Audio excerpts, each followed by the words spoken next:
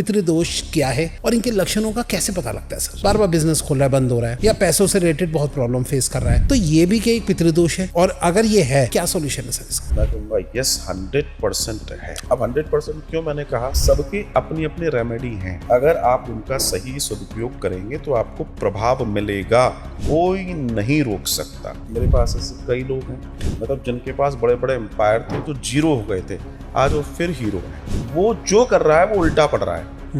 इसका मतलब क्या है कि कोई है जो उलट रहा है, जो दिख नहीं रहा। जो अदृश्य शक्ति है वो पितृ है। जो श्राद्ध कर रहे हैं उनको श्राद्ध करना नहीं आता, वो सोच रहे हैं बुलाकर ब्राह्मणों को भोजन करा देना श्राद्ध है। नहीं, थोड़ा सा प्रोसेस बताइए जैसे श्राद्ध का क्या होता है? श्राद्ध के टाइम के लिए कोई स्पेशल भोजन है कि यही भोजन कराना चाहिए तो सही है, या फिर कोई भी भोजन करा सकते हैं? कि जैसे कहा जाता है कि श्राद्ध जो है वो पुत्र ही करते हैं, तो कई बार पुत्री पे भी जो है, अगर कोई लड़की पे भी अगर कोई प्रॉब्लम चल रही है, तो क्या वो श्राद्ध से रिलेटेड नहीं हुई है? डाइवोर्स ही होगी अगर लड़की, कोई उसका भाई नहीं है, डाइवोर्स ही हो रखी है, और अब वो चाहती है लाइफ में प्रॉब्लम चल रही है, मेरा पति भी नहीं।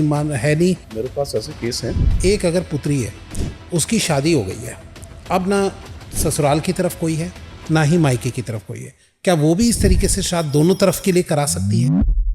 जैसे कि श्राद्ध का समय आता था ना, तो हमारे घर में और आसपास में ऐसा माहौल हो जाता था जैसे बड़ी शांत, बाहर मत निकलो, रात का टाइम है, ये है वो, घबराहट, डर। ये क्या है? क्या ये सब के साथ होना ये ठीक है? लोगों को अपने पितृ दिखते हैं, कई बार स्वप्न में दिख गए, भोजन मांगते हुए दिख गए, है ना? हाँ जी। रोते हुए दिख गए। जाने अनजाने में सर हम अपने ऊपर कैसे पितृदोष चढ़ा लेते हैं? इतना तहस नहस करते हैं पितृ, इतना तहस नहस करते हैं जिसकी आप कल्पना नहीं कर सकते। लेकिन देने पर आते हैं तो वो देते हैं जिसकी आप सोच नहीं सकते। क्या आपको पता है आपकी लाइफ में आने वाली हर एक प्रॉब्लम का सिर्फ एक ही सॉल्यूशन है? जी हाँ, जिसको हम लोग बहुत ही इग्नोर करते हैं। पैसा, लेट शादी, कोई भी दिक्कत हो, ये सब के सिर्फ एक ही प्रॉब्लम है, और वो है पितृदोष। इस पितृदोष से हमें कैसे बचना है? क्या इसका एक राइट सॉल्यूशन है? उसके लिए एक बहुत ही अच्छे गुरुजी आज हमारे यहाँ आए हैं, जिनका नाम है श्री मनुश्री जी, जो कि वृंदावन से सीधा आए हैं हमारे स्टूडियो के अंदर, और वो आज हमें देने वाले एक बहुत ज़बरदस्त नॉलेज और इसका एक ऐसा परमानेंट सॉल्यूशन जो कि आप एक बार करेंगे और ज़िंदगी भर अपने जीवन में सुख पाएंगे। तो जुड़ जाइए इस इंटरेस्टिंग पॉडकास्ट के साथ। सबसे पहले तो भाई साहब चैनल को सब्सक्राइब जरूर कर लो, क्योंकि जितनी ज़्यादा आप चैनल को सब्सक्राइब करेंगे ना, उतना ही बड़ा ये चैनल बन पाएगा और उतने ही अच्छे गेस्ट हमारे स्टूडियो में आएंगे और आपको एक राइट इन्फॉर्मेशन मिल पाएगी। तो जुड़ जाइए इस इंटरेस्टिंग पॉडकास्ट के साथ। वीडियो को अभी से लाइक, कमेंट, शेयर, चैनल को सब्सक्राइब करना भूलेगा मत, और हर बार की तरह नोटिफिकेशन का बेल जरूर ऑन कर लीजिए, ताकि ऐसे interesting the Vikas podcast show के एपिसोड आप लोगों से मिस ना हो जाए। चलिए स्टार्ट करते हैं आज का इंटरेस्टिंग एपिसोड।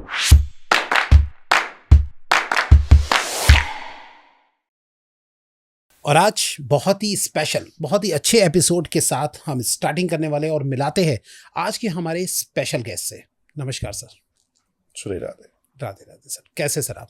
मैं बहुत आनंद से हूँ सर। आज जो फर्स्ट टाइम दर्शक आपको देख रहे हैं, थोड़ा सा पहले आप उनको अपने बारे में कुछ बताइए सर। मैं मनुश्री महाराज वृंदावन से हूँ।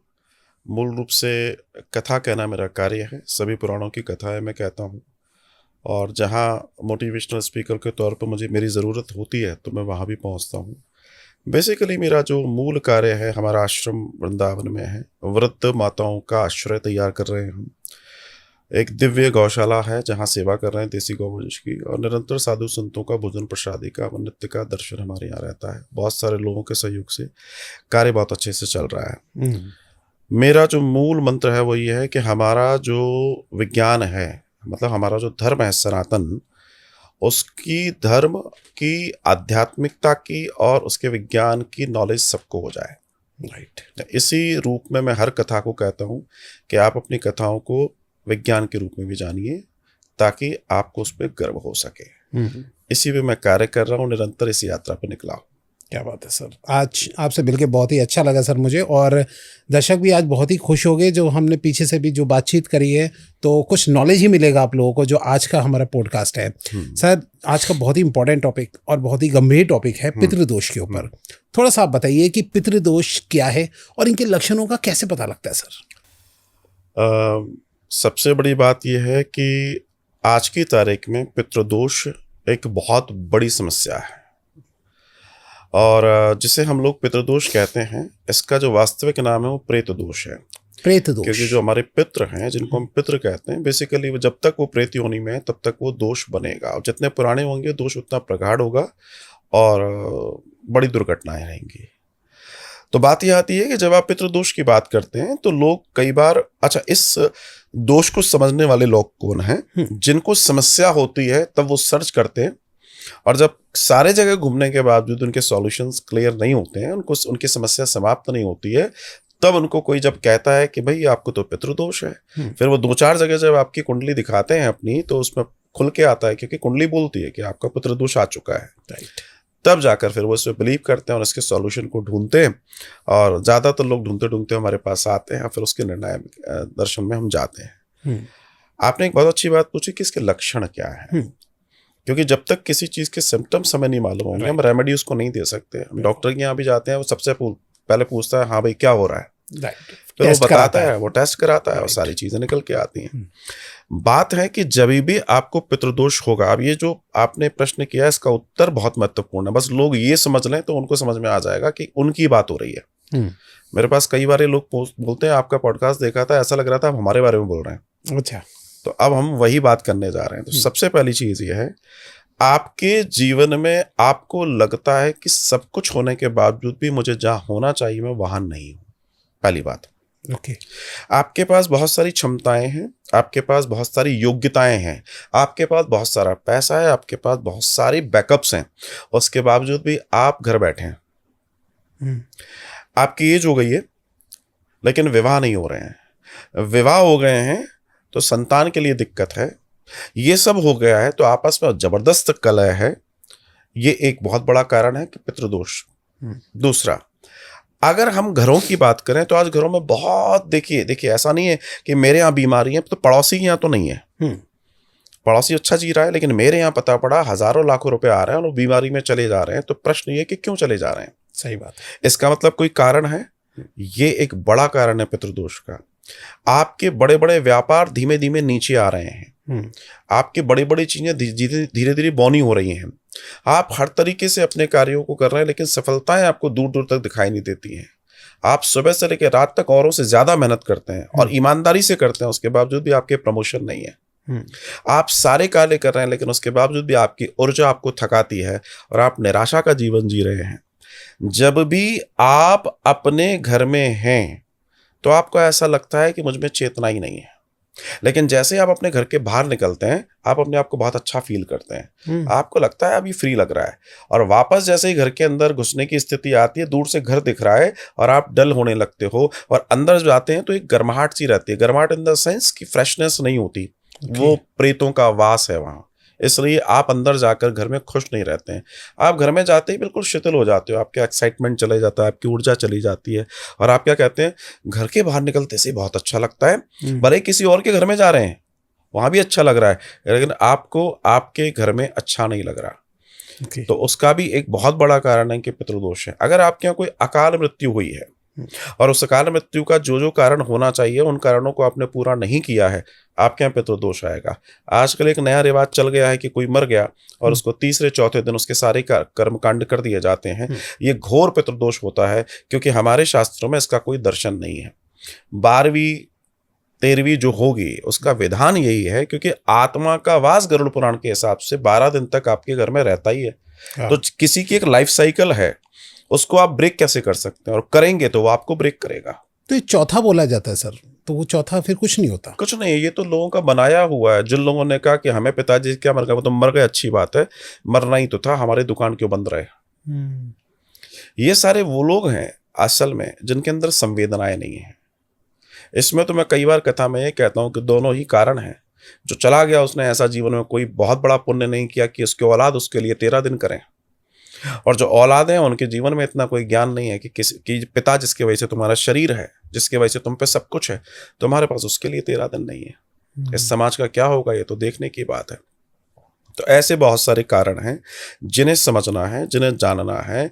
कुल मिलाकर आपके जीवन में जितनी प्रॉब्लम्स हैं उन सब के पीछे पितृदोष है, चाहे पति पत्नी के बीच की दरार हो, चाहे दूसरे अफेयर्स हो, चाहे दूसरे कोई मामले हो, चाहे आपके द्वारा जघन्य अपराध हो रहे हो, चाहे आप बहुत ज़्यादा नशे में जा रहे हैं, चाहे आप कुछ भी कर रहे हैं, इसके पीछे जब आप जाएंगे तो आपको ओवरऑल तो पितृदोष मिलेगा। निमित्त कौन बनेगा? निमित्त आपके ग्रह बनेंगे, क्योंकि वो प्रभाव आएगा ग्रहों के थ्रू, राइट, ग्रहों के थ्रू आएगा। तो इस तरीके से आपके पूरे जीवन को ब्लॉक कर देते हैं वो, और वो ब्लॉक होना ही आपके जीवन की सबसे बड़ी हार है, क्योंकि आप है तो आपके पास सब कुछ, लेकिन पता पड़ा कि आपका जो आपका एटीएम है उसका पिन कोड खो बैठे हैं और याद भी नहीं है, और आप सिफर खड़े हुए हैं। पितृदोष व्यक्ति को जीरो कर देता है, महलों के व्यक्ति को रोड पे ले आता है, उसकी सारी क्षमताओं को जीरो कर देता है। सच कहूं तो दिखने के लिए इंसान होता है, लेकिन उसके पास कुछ नहीं बचता। अगर समय रहते उसने इसका उपाय नहीं किया तो इसके 3 चरण हैं। अच्छा, इसके 3 चरण हैं, जो मेरा अपना शोध है उसके 3 चरण हैं। पहला, धीमे धीमे लगता है कि चलो काम नहीं बन रहा है, कुछ हो रहा है, ये तो जीवन में चलता रहता है, तो कई बार व्यक्ति कहता है चलो कोई बात नहीं, देखेंगे। राइट। दूसरा चरण ये होता है कि जब आप बहुत बड़े बड़े लॉसेस में जाने लगते हैं, जो मेरे लक्षण बताए हैं, जब आप उन लक्षणों में जाने लगेंगे तो आप कहेंगे मैं सब कुछ कर रहा हूँ लेकिन कुछ नहीं हो रहा। बताओ, ये कुछ भी नहीं करता, ये आगे बढ़ा चला जा रहा है, इसका प्रमोशन हो रहा है, इसका ये हो रहा है, हम बैठे हुए हैं। अब आप इसको सोचिए क्यों बैठे हो। तीसरा, जब ये अपनी युवानी में आता है, प्रचंड वेग में आता है, तब ये आपके घर में आत्महत्याएं, अकाल मृत्यु और आपके सारे ऐश्वर्य को जीरो कर देता है। मतलब आप कभी कुबेर थे और आज कहीं प्यून हो सकते हो। ये है पितृदोष। बाप रे, सुन के ही मैं थोड़ा सा वो हो रहा हूँ कि इतने सारे दोष होते हैं। बहुत सारे हैं, मैं तो आपको कुछ बताए हैं। तो मेरा मकसद डराना नहीं है। हाँ। मेरा मकसद है यथार्थ जाने हम, क्योंकि हम किसी फोर फादर्स की जनरेशन हैं, तो उनके प्रति हमारा जो कर्तव्य है, अगर हम उसका निर्वाह नहीं करेंगे तो प्रभाव तो आएगा। जाने अनजाने में सर हम अपने ऊपर कैसे पितृदोष चढ़ा लेते हैं? क्या कोई इसके कोई पर्टिकुलर कोई लक्षण, कोई रोजमर्रा के जो हम कोई ऐसा कुछ कर रहे हैं, क्या है सर? आप बताइए थोड़ा।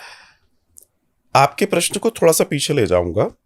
आज से 30, 40, 50 साल पीछे जाइए तो आपको पितृदोष जैसी ज्यादा चीजें नहीं मिलती थी, ना ऐसी घटनाएं मिलती थी, ना आपको कालसर्प दोष सुनने में आता था। कालसर्प दोष एक प्राइमरी स्टेज है पितृदोष की। अच्छा, वो प्राइमरी स्टेज इसी से रिलेटेड है? हाँ, बिल्कुल बिल्कुल। अब बात ये आती है कि उस समय नहीं होता था, आज पता पड़ा। मैं जो मेरे पास कुंडली आती है, हर लगभग हर कुंडली के अंदर मुझे पितृदोष मिलने लगा है। कारण क्या है?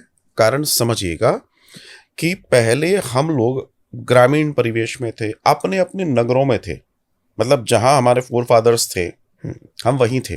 अच्छा। तो हमारे कुल देवी देवताओं की पूजाओं को हम विधिवत कर रहे थे। हमारे पितरों के प्रति जो श्राद्ध कर्म थे, जो शौच कर्म थे, जो आदि आदि कर्म थे, हम विधि विधान से हो रहे थे। आज आप मुझे बताइए कितने लोग हैं आपके जानकारी में जो श्राद्ध में कोशा से अपने पितरों को जल देते हैं? आप समझिएगा मेरी बात को। कितने लोग हैं जो श्राद्ध करते हैं? आप कहेंगे श्राद्ध तो करते हुए देखा है, करते। अच्छी बात है। तो जो लोग श्राद्ध कर रहे हैं, मैं आपको भोजन करा दूं और आपको पानी ना पिलाऊं, गलत है। तो क्या होगा? वो जो अग्नि बनेगी, वो अग्नि क्या करेगी? तो श्राद्ध आप कर रहे हैं, लेकिन आपको जो जल तर्पण करना है वो नहीं कर रहे हैं। आप अब जो जीवन जी रहे हैं वो अमर्यादित जीवन जी रहे हैं। जिनके कुल परंपराओं में कभी शाकाहार के अलावा कोई चीजें नहीं थी, आज वो मांसाहार में जी रहे हैं। तो उनके पितर रोएंगे या हंसेंगे? जिन्होंने इतने पुराने समय से सभ्यता को अपनी बचा के लाया, अपने परिवार की कवरिंग की, आज वो ये देख रहे हैं कि हमारी औलादें कर क्या रही हैं, तो जाहिर सी बात है कि उसका परिणाम बहुत अलग होगा। जो हमारे पूजा पद्धतियां थी, उन पूजा पद्धतियों को, जो परिवारों की बात है, वो परिवार अब वैसे नहीं कर रहे हैं। शहरों में आ गए, बड़े बड़े कल कारखाने हो गए, बड़ी बड़ी कॉलोनी हो गई, बड़े बड़े टावर हो गए, तो जो धर्म था वो नहीं निभा पा रहे। जैसे मान लीजिए पहली रोटी गाय की है, वो एक रोटी आपके घर की अनेक नेगेटिविटीज को बाहर कर देती है। अनेक, एक नहीं। लोग सोचते हैं ये रोटी है, रोटी नहीं है, वो यज्ञ है। क्योंकि गौ माता में 33 कोटि देवताओं का वास है। जब आप एक रोटी गौ माता को देते हैं तो 33 कोटि देवताओं को जा रही है, जिससे आपके बहुत सारी चीजें बैलेंस हो रही हैं। कितने लोग कर रहे हैं? बहुत सारी ऐसी चीजें हैं जिनको हमारे पूर्वज करते आए थे, हम नहीं कर रहे हैं। अब मान लीजिए विवाह हो रहा है, Right. हमारे कुल देवी देवताओं को हमें पूजना है। बहुत सारे लोग हैं जिनको मालूम ही नहीं हमारे कुल देवी देवता कौन है। और कुल देवी देवता कौन होते हैं? जब कुल बने थे, जब कुल परंपरा, हमारी वैदिक एज की बात कर रहा हूं, तो उसके लिए देवता नियुक्त किए गए थे कि आप इस कुल की रक्षा करेंगे। अच्छा, इसलिए उन देवताओं को पूजा जाता है। जैसे हमारा कोई प्रोटेक्टर है ना, पीछे से चला आ रहा है जो हमें प्रोटेक्ट कर रहा है। अब हमने उसके बाड़ को तोड़ के बाहर निकल गए, तो वो कहेगा ठीक है आप जानो, आपका काम जाने। राइट। तो हमने वहां पर एक बड़ी गलती तो कर ही दी। अब हम प्रोटेक्ट भी नहीं है, इसलिए हमारे ऊपर दूसरी चीजें हावी हो जाती हैं। इसी तरीके से हमारे पितृ हैं, हमारे पितरों के प्रति जो श्राद्ध कर्म होने चाहिए, जो जल तर्पण होना चाहिए, जो अमावस्या आदि तिथियां जो भी होती हैं, जब जब जो निकालना है वो निकालना चाहिए। कितने लोग निकाल रहे हैं? फिर एक नई चीज आप देखने को मिलेगी, पता पड़ा श्राद्ध है, किसी ने कहा हमारे यहाँ श्राद्ध है लेकिन पंडित जी नहीं मिल रहे, हाँ, हम भोजन किसको कराएं? तो उन्होंने क्या किया, पैकेट लिया, बनाया, कहीं से मंगाया, बनाया भी क्या, कहीं से मंगाया और जाके किसी झोपड़पट्टी में दिया है। हाँ, कि किसी गरीब को खिला दिया। किसी गरीब को भोजन कराना बिल्कुल अपराध नहीं है, लेकिन जो भोजन श्राद्ध का है वो अगर सही बॉक्स में नहीं जाएगा तो चिट्ठी वहां नहीं पहुंचेगी जहां पहुंचनी है। अच्छा। क्योंकि वो श्राद्ध का भोजन हजम करने का सामर्थ्य भी तो हो, बिना उसके तो होगा नहीं। अच्छा, अब कई लोग श्राद्ध कर रहे हैं, लेकिन जो श्राद्ध कर रहे हैं उनको श्राद्ध करना नहीं आता। वो सोच रहे हैं बुलाकर ब्राह्मण को भोजन करा देना श्राद्ध है। नहीं, ब्राह्मण भोजन करता है 6वें नंबर पे। अच्छा, जी हाँ, थोड़ा सा प्रोसेस बताइए जैसे श्राद्ध का क्या होता है? श्राद्ध क्या होता है जी, कैसे किया जाता है? हमारे यहाँ श्राद्ध को श्रद्धा से निकला है शब्द। श्राद्ध इति श्रद्धा, श्रद्धा इति शास्त्र। अपने पितरों के प्रति जो श्रद्धा अर्पित करने का त्योहार है उसे श्राद्ध पक्ष कहते हैं। हमारे यहाँ रोज त्योहार हैं, लेकिन आप जानते हैं कि हमारे 365 दिन में सबसे बड़ा त्योहार कौन सा है? कौन सा? श्राद्ध पक्ष, जो 16 दिन चलता है, वो सबसे बड़ा है। सबसे बड़ा है। आप बताइए, उसके नीचे नवरात्र है। सही कह रहे हैं, 9 दिन का। हाँ, सबसे बड़ा त्योहार अगर देखें तो वो श्राद्ध पक्ष है, जहां हमें श्रद्धा से रहना है, जहां हमें संयमित होकर रहना है, जहां हमें बहुत सारी चीजों का निर्वाह करना है। कितने लोग हैं, पहले हम सुनते थे कि श्राद्ध पक्ष में नई चीजों का नहीं करना है, ये नहीं करना है, वो क्यों कहा जाता था? क्योंकि हम किसी के प्रति श्रद्धा, हम किसी के प्रति गमगीन है, किसी को याद कर रहे हैं। अब कई लोग क्या कहते हैं, अरे पितृ हमें वो थोड़ी करेंगे। मैं उसका जवाब दूंगा कि अगर खरीदेंगे तो क्या करेंगे, इसकी भी बात करेंगे हम जी।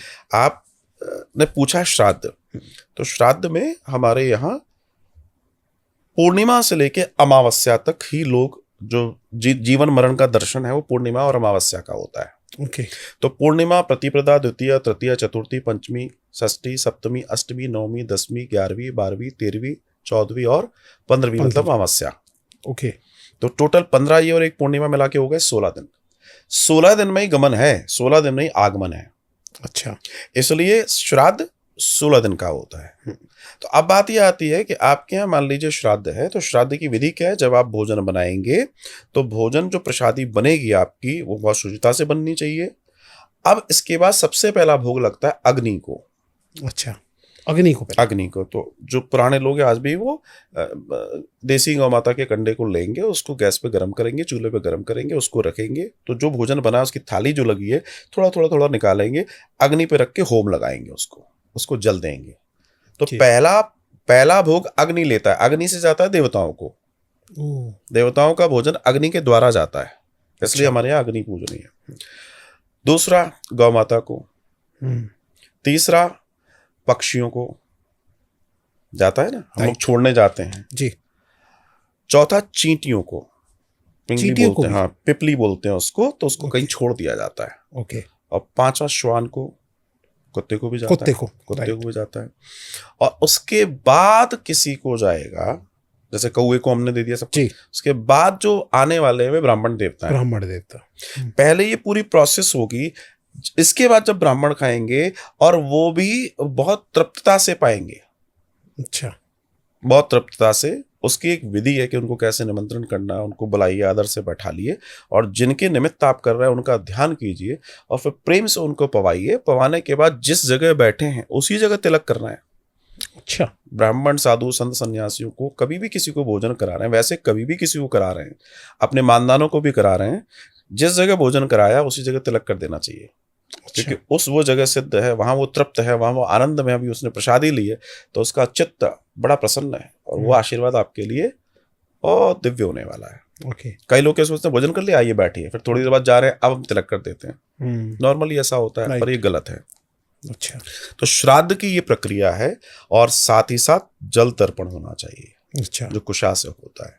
अगर आप ये फॉलो कर रहे हैं तो आपके पितरों को कोई समस्या नहीं है, लेकिन जो नहीं कर रहे हैं उनके सामने समस्याएं खड़ी हैं जी। और ऐसी वैसी समस्याएं नहीं खड़ी हैं, इतनी समस्याएं खड़ी हैं जिसकी आप कल्पना नहीं कर सकते। जल तर्पण आपने बताया, थोड़ा सा प्रोसेस बताइए कि किस तरीके से जल तर्पण किया जाए। आपने देखा होगा कि कुशा होती है, कुशा, उस कुशा से थाली में जल भर के सूर्य नारायण को साक्षी जान के अपने पितरों के नाम से तर्पण किया जाता है। उसकी पूरी विधि देखेंगे, जहां भी होता है, गूगल पे भी बहुत अच्छे से विधि, एक लंबा प्रोसेस है। ओके, करीब 20-1 मिनट में ये कार्य हो जाता है। अच्छा, 20 मिनट लगते हैं और इसमें? देवताओं को, पितरों को, खासतौर से हमारे पितृ देवता है, उनको सबसे ज्यादा प्रसन्नता इससे होती है, जल तर्पण से सबसे ज्यादा। तो आई थिंक आजकल लोग बहुत इग्नोर कर रहे हैं इन चीजों को। तो आपने पूछा ना क्यों हो रहा है ये सब कुछ, क्यों पितृदोष आ रहा है, इसलिए आ रहा है। फिर अब और दूसरी चीजें हैं, घर में अशुचिता बढ़ गई है, शुद्धता नहीं है, सब अशुचित हो गया है। उस अशुचित वातावरण के अंदर जो भोजन पक रहा है, जो चीजें हो रही हैं, उनका प्रभाव हमारे जीवन पे है। तो जब कोई चीज शुचित है तो वहां शुचित वैल्यूज इकट्ठी होंगी, और जब अशुचित है तो वह अशुचित होंगी। तो घर में जब डिस्टरबेंस होगा, गंदगी से भरी होगी, प्रेतों को आकर्षित करेगी। तो जो वायुमंडल में प्रेत घूम रहे हैं वो आपके यहाँ आकर आराम से रहना शुरू कर देंगे।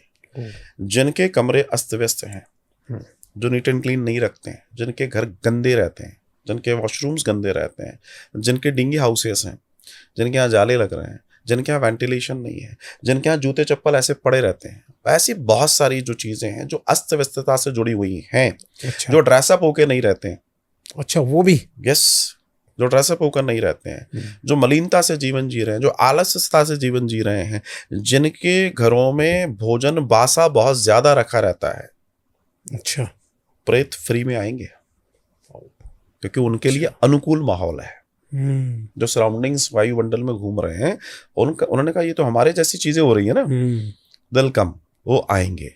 तो कई बार ये होता है कि हमारे घर का तो एक ही प्रेत है, लेकिन उसने धीमे धीमे कई सारे प्रेतों का अड्डा बना लिया है और वो कॉलोनी में रहना पसंद करते हैं, क्योंकि वो बहुत दुखी आत्मा होते हैं। सबसे ज्यादा दुखी अगर कोई है तो प्रेत है।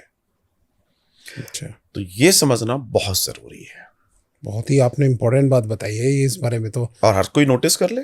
सही बात है। आप सिर्फ अपने घर को नीट एंड क्लीन करके बिल्कुल चमन कर दीजिए, सुंदर कर दीजिए, आप देखिएगा आपकी आत्मा ही अच्छी हो जाएगी, आपकी नेगेटिविटी चली जाएगी। एक पॉजिटिवनेस आती है जब घर की पूरी सफाई रहती है। सर, अब अगर जैसे कि मैंने सुना है कि जैसे किसी को बिजनेस में प्रॉब्लम है, बार बार बिजनेस खोल रहा है, बंद हो रहा है, या पैसों से रिलेटेड बहुत प्रॉब्लम फेस कर रहा है, तो ये भी क्या एक पितृदोष है? और अगर ये है तो क्या सॉल्यूशन है सर इसका? देखिए, आज की तारीख में लगभग 95-99% समस्याओं का हल धन कर देता है। ऐसी मान्यता है, हम भी मान लेते हैं, करता है। लेकिन कई जगहों पर हमने देखा है कि धन तो खूब है लेकिन मन रो रहा है। धन तो खूब है लेकिन व्यक्ति 4 साल से बेड पे है, दुनिया का कोई अस्पताल उसको खड़ा नहीं कर पा रहा। 4 नर्स लगे घर पे ही। राइट। पैसा तो है ना, खड़ा कर लो। पैसा है, खड़ा कर लीजिए। राइट। पैसा तो बहुत है, लेकिन समस्या ये कोई किसी की सुन नहीं रहा। जो कमा रहा है वो बेचारा अपने ऊपर 1 पैसा खर्च नहीं कर पा रहा, बाकी घर के दूसरे लोग लाखों रुपए पर डे खर्च कर रहे हैं। आप सोचिए कितना बड़ा दुर्भाग्य हो सकता है। लेकिन आपने यहाँ एक बात जो कही कि पैसों से जो परेशान हैं, जिनको घाटे हो रहे हैं, जिनकी कई बार बड़े बड़े बिजनेस बंद हो रहे हैं, फैक्ट्रीज डाउन हो रही हैं, क्या इनके पीछे भी पितृदोष है? मैं कहूँगा यस, 100% है। 100%। अब 100% क्यों मैंने कहा? इस लेवल के व्यक्ति ने कौन से उपाय नहीं करे होंगे? हाँ, सही बात है।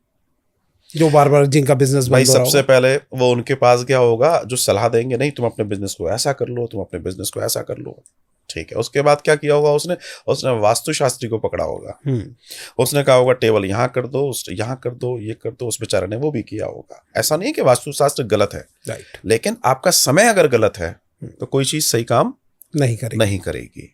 तो उसने बेचारे ने सब किया होगा। वो जो कर रहा है वो उल्टा पड़ रहा है। इसका मतलब क्या है कि कोई है जो उलट रहा है, जो दिख नहीं रहा, राइट।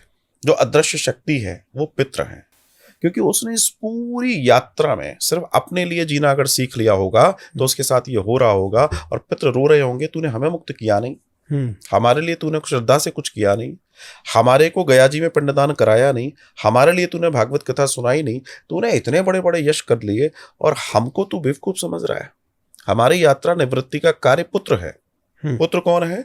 वो जो अपने पितरों के कल्याण के लिए श्राद्ध कर्म करता है, जल तर्पण करता है, सब देता है और अपने सारे रिचुअल्स निभाता है। इति पुत्र, वो पुत्र है। ओके। मैं कई बार लोगों से कहता हूं कि हम जो ये अनुष्ठान करते हैं, जैसे इस बार मेरा अनुष्ठान श्राद्ध पक्ष में 7 सितंबर से आरंभ होगा और 21 सितंबर अमावस्या तक होगा। अच्छा। इसको पितृमोक्ष अमावस्या कहते हैं। और इन 16 दिन में गया जी में ही रहता हूँ, हर वर्ष रहता हूँ। मेरी 2 भागवत कथा होती हैं और सारे जो लोग भी आते हैं, मैं सबसे कहता हूँ भैया नहीं याद है, कुछ भी नहीं है ना, 16 दिन का कर लो, कम से कम 2-3 जनरेशन आपकी सेफ हो जाएंगी। आप अपने लिए कर पाओ नहीं कर पाओ, लोग कहते हैं हम पे समय नहीं है। मैं उनसे एक चीज पूछता हूँ, आपको अपने बच्चों के लिए समय नहीं है? उनके बच्चों के लिए समय नहीं है? आप अपने बच्चों को वसीयत में क्या देना चाहते हो? दुख? तो कोई दिक्कत नहीं है, फिर समय मत निकालो। लेकिन अगर आप चाहते हो कि हमारे साथ साथ ये भी परेशान ना हो, इनका जीवन भी बन जाए, तो आपको ये दिन निकालने चाहिए। जीवन में एक ही बार तो निकालने हैं। अच्छा, जीवन में एक बार ही निकालने, कम से कम 2-3 पीढ़ियों को फ्री कर जाओ। वो गए नहीं गए, लेकिन आप तो अपने पितरों की निमित्तता को करो। आपके 3 पीढ़ियां ऊपर होती हैं। जैसे कोई व्यक्ति जो कर रहा है, उसके पिताजी, उनके पिताजी और उनके पिताजी, 3 पीढ़ों के पितर होते हैं। अब सबसे खास बात यह है कि व्यक्ति इसको सोच नहीं पाता है। हालांकि मैंने इतनी विधाएं कर रखी हैं कि अगर कोई व्यक्ति 16 दिन नहीं आ पा रहा है, होता है, मैं उससे कहता हूं अपने गरिमा में बिल्कुल क्लियर कर लेना, झूठ मत बोलना, क्योंकि मेरे से बोल सकते हो, वो पितर तो आपको देख ही रहे हैं लालसा से। सही बात है। तो वास्तव में तुम नहीं आ सकते हो तो फिर सॉल्यूशन है। फिर आपके निमित्त हम संकल्प टेलीफोन पे लेते हैं, फिर हम क्या करते हैं, ब्राह्मण नियुक्त करते हैं। अच्छा। जो उनसे संकल्प लेकर उनके बिहाफ पे वहां पूजाएं करते हैं। ऑनलाइन ही, मतलब बात करके उनसे हो जाता है? हाँ, फोन पे हो जाता है। संकल्प तो आप कैसे भी दे सकते हैं, किसी भी, शास्त्रीय दर्शन है। ओके, शास्त्रीय दर्शन है। नारद जी ने यमुना के किनारे वृंदावन में भक्ति ज्ञान वैराग को पीड़ित पाया। अच्छा। सभी शास्त्र आदि सुनाए, उनको फर्क नहीं पड़ा। बाद में सनकादिकों ने कहा कि नारद, इनका कल्याण इस कलयुग के प्रभाव से बचाने के लिए सिर्फ भागवत महापुराण से होगा। अच्छा। तो उन्होंने कहा क्या करना पड़ेगा? तो उन्होंने आनंद तट हरिद्वार में, बद्रिक में वो मिले, बोला वहां पहुंचो, कथा की तैयारी करो, मैं कथा सुनाऊंगा और बच्चों का कल्याण होगा। अब आप तो सोचिए, जो मरीज है वो कहाँ है? यमुना का तट, वृंदावन, राइट। इलाज कहाँ से चल रहा है? हरिद्वार आनंद तट से। भागवत किसके लिए हो रही है? उन 2 बच्चों के लिए। भक्ति तो ठीक हो चुकी थी। तो ये प्रमाण है हमारे पास कि अगर किसी के नाम संकल्प आदि को आप लेते हैं, करते हैं, तो उसका 100% उसको लाभ मिलता है। वनस्पति कार्य ठीक तरीके से किया जाए। मैं हर मेरे ऑनलाइन क्लाइंट से एक ही बात कहता हूं कि भैया, मैं यहाँ कार्य तो कर रहा हूँ पूरी ईमानदारी से, लेकिन इतने दिनों में आपको भी वो सात्विकता, वो शुद्धता और वो डेडिकेशन, वो डिवोशन रखना है। आप ये मत सोचो कि हमने तो पैसे दे दिए, हम फ्री हो गए। नहीं, ताली दोनों हाथ से बजेगी तब का, और होता है, रिजल्ट आते हैं। अच्छा। तो इन 16 दिनों में कोई नहीं आ पाता है तो उनका संकल्प लेते हैं, उससे कहते हैं लास्ट के 2 दिन आ जाओ, 3 दिन आ जाओ। फिर अच्छा। वापस वो संकल्प उनको लौटाएगा, ओके। फिर वो 2-3 दिन खुद से करेंगे, हो गए 16 दिन पूरे। हम्म। देखिए, करने वाले के लिए तो बहुत रास्ते हैं। जो वास्तव में चाहता है राइट। कि मेरे पितरों को भी सुख मिले और मेरे बच्चों को भी सुख मिले और मुझे भी सुख मिले, सच मानिए ऐसे लोग अब जागरूक हो रहे हैं और वो जुड़ रहे हैं और वो इस कार्य को कर रहे हैं। बड़ी प्रसन्नता होती है कि कम से कम वो इस चीज को समझ पा रहे हैं। आज कई लोगों को कई ऐसे लोग हैं जिनके जीवन में लाभ है। मेरे साथ कई लोग जुड़ते हैं और वो लाभ प्राप्त करते हैं। अब कई बार क्या होता है, अब जैसे हमारे एक कथा आती है भागवतम में कि धुंधकारी के लिए गोकर्ण जी ने पिंडदान कर दिया गया जी में। अच्छा। लेकिन वो जो धुंधकारी था वो प्रेत योनि में चला गया था, उसको मुक्ति नहीं मिली। अच्छा। तो जब गोकर्ण जी से मिला तो गोकर्ण जी से कहता है कि मैं मुक्त नहीं हूं, मैं परेशान हूं और बहुत खतरनाक योनि है, मुझे इससे मुक्त करो। तो उन्होंने सूर्य नारायण से बात की और सूर्य नारायण ने कहा कि इनके लिए आप भागवत कथा सुनाओ। अच्छा। जब गोकर्ण जी ने उनको बैठा के भागवत कथा सुनाई तो 7 दिन की कथा के बाद वो मुक्त हो गए प्रेत योनि से और वो वैकुंठ चले गए।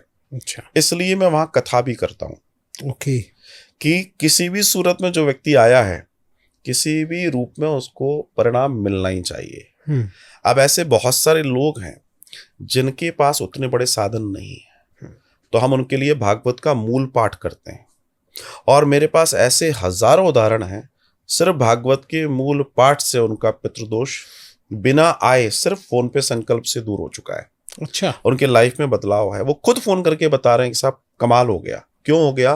क्योंकि उनके पितृ भी जानते थे इसकी ताकत नहीं है जाने की, वो जानते थे, ये सच बोल रहा है। अच्छा। तो उन्होंने कहा चलो हमारे नाम से, क्योंकि जब आह्वान होगा तो पितरों का भी होगा, वो लिखवाता है हमें ये नाम है, सारी चीजें उनके नाम से। एक ब्राह्मण बैठते हैं 7 दिन चलता है मूल पाठ उसी श्राद्ध पक्ष में, तो परिणाम तो आना ही आना है। देखिए सीधी सी बात है, अगर आपको मर्ज मालूम पड़ गया और उसकी प्रॉपर दवा आपके पास है, परिणाम क्यों नहीं आएगा? सही बात है, आएगा। तो जो लोग आपने कहा पैसा जिनकी प्रॉब्लम्स हैं, सच जानिए अगर वो सिर्फ इस विधि को अपना लें, मेरे पास ऐसे कई लोग हैं जो जीरो हो गए थे।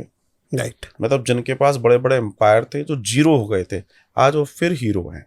अच्छा। कोई मेरा चमत्कार नहीं है। उन्होंने अपने पितरों के प्रति अपनी संवेदनाएं व्यक्त की, उन्होंने अपने पितरों को सम्मान दिया, उनके पितरों ने उन्हें आशीर्वाद दिया और उस आशीर्वाद में बड़ी ताकत होती है। ध्यान रखिएगा, ब्रह्मा विष्णु महेश के आशीर्वाद से बड़ा आशीर्वाद आपके पितरों का है, क्योंकि आपके पितृ सबसे नियर बाई देवता है। अच्छा, वो देवता है एक तरीके से, पितृ देवता बोलते हैं ना। कुल देवी देवता और पितृ देवता आपके सबके निकट वाले हैं, ये तो बाद वाले हैं। राइट। तो जब तक ये हमारे घर के अंदर अप्रसन्नता होगी और बाहर हम दुनिया में बहुत अच्छे काम करें तो कैसे काम चलेगा? आप जीरो रहोगे। तो आपके पितृ देवता अगर उनके, और उनसे कुछ मांगा नहीं जाता, सकाम भाव से कभी पूजा नहीं होती पितृ देवताओं की, तो अगर आप ये करते हैं तो निश्चित मानिए लाभ होगा। ऐसे कई लोग हैं जो पितरों की पूजाएं करते हैं।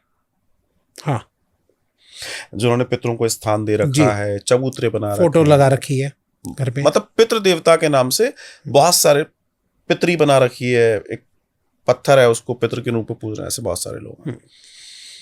तो प्रश्न ये है कि क्या ये सही है? ये 100% गलत है। गलत है? गलत है। ओके। क्योंकि आप जब उनकी पूजा करेंगे तो आप कुछ मांगेंगे, और आप मांगेंगे तो भगवान श्री कृष्ण ने गीता में कहा है कि जो लोग भी इस तरह की सकाम भाव से पूजा करते हैं पितरों की, वो प्रेत और पितृ ही बनते हैं और उनके जीवन में दुख हमेशा मिलेंगे। अच्छा, वो क्या सोच रहे हैं, हमने उनसे मांगा हमें मिल गया, चलो तत्कालिक तो मिल गया, लेकिन दीर्घकालीन समय में आत्मा मुक्त होने के लिए या बंधने के लिए? मुक्त होने के लिए। ये तो हम जानते हैं ना। हमने क्या करा, उसको बांध के बैठा दिया कि हमारे कुल को देखो, हम कुछ नहीं करें लेकिन तुम हमें बना के देते रहो। कब तक करेगा? सही बात। एक समय के बाद वो उन पर उल्टा पड़ेगा, हावी पड़ेगा और परिणाम बहुत दुखद होंगे और हो रहे हैं। मैंने कई लोगों को जो कर रखे थे फिर उनको विसर्जन करवाया, आज वो खुशी की जिंदगी जी रहे हैं। पता पड़ा खेत में स्थान दे दिया, किसी ने कहीं दे दिया। ये चल रहा है। ये क्यों चल रहा है? ये सिर्फ लालच से चल रहा है, अज्ञान से चल रहा है। और कुछ तथाकथित ऐसे लोग हैं जिनको लगता है कि इस बहाने ग्रामीण अंचल में हम कुछ पैसा बनाते रहेंगे, इनको बेवकूफ बनाते रहेंगे। मतलब कहने का मतलब है कि जब पितृ की हम पूजा मतलब श्राद्ध करते हैं तो उस समय हमें कुछ भी नहीं मांगना चाहिए, उस समय सिर्फ आशीर्वाद, सिर्फ आशीर्वाद। आपका आशीर्वाद हम पे बना रहे। शायद गलती से ये मैं भी भूल कर रहा था आज तक। सकाम भाव से, सकाम भाव से कभी भी पितरों से नहीं मांगा जाता। ये मैं नहीं कह रहा, गीता कह रही है, भगवान श्री कृष्ण कह रहे हैं। ओके।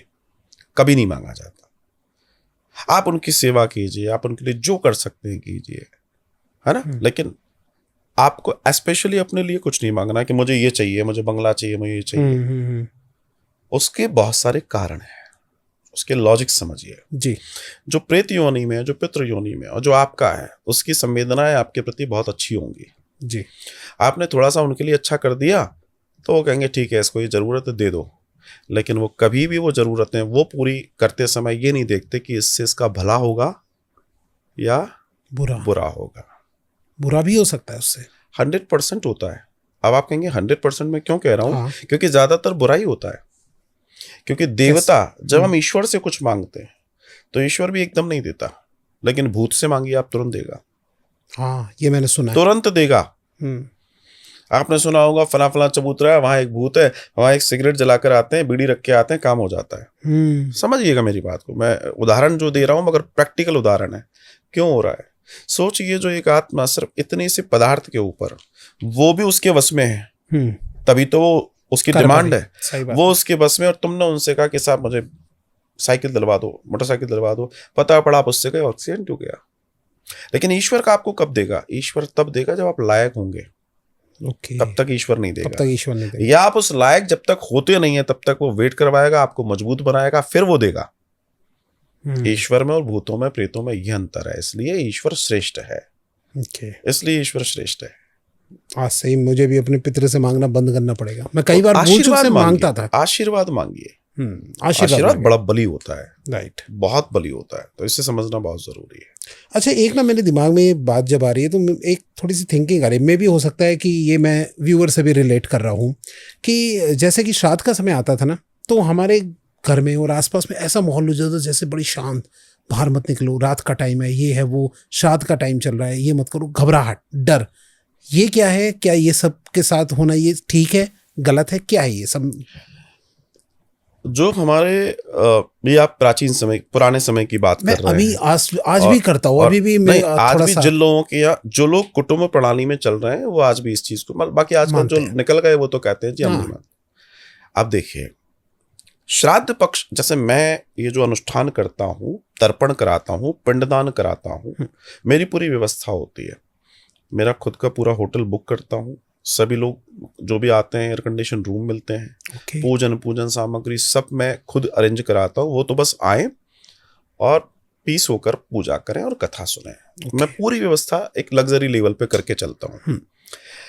तो उसी समय क्यों कराता हूँ? उसका कारण ये होता है कि उस समय हमारे जितनी सोल्स हैं, जितने पितृ हैं, वो स्वयं भूमि पर आते हैं। अच्छा, स्वयं भूमि पर आते हैं।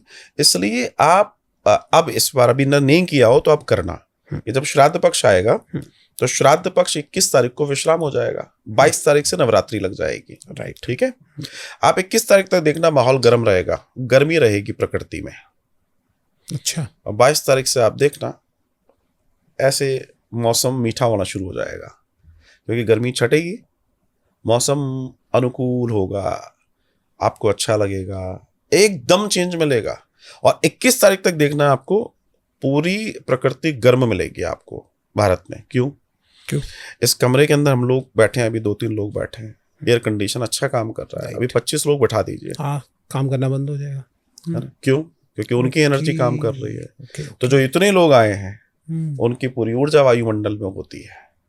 तो आपसे जो कहा जाता है कि थोड़ा सावधानी रखो रात्रि में इसके, क्योंकि सबके पितृ आए हैं। अब कोई पितृ परेशानी में आया है, किसी को कुछ लगा और आपको पसंद आ गया, आप उसको, तो वो पता पड़ा आपके साथ ही चला आया, और ये आदमी सही हो सकता है, इससे हमारा कल्याण हो जाए। अच्छा। क्योंकि कई ऐसे भी तो पितृ हैं, प्रेत हैं, जो भिखारी था, सही बात है ना, जो मर गया, जिसका कोई नहीं था, पता पड़ा अस्पताल में कोई लेने ही नहीं आया उसको, वो मर गया, अब वो प्रेत बना। अब वो क्या ढूंढ रहा है? वो ये ढूंढ रहा है कि मुझे कोई ऐसा व्यक्ति मिल जाए जो मेरे को ताड़ दे। सही बात है। गोरखपुर प्रेस के संस्थापक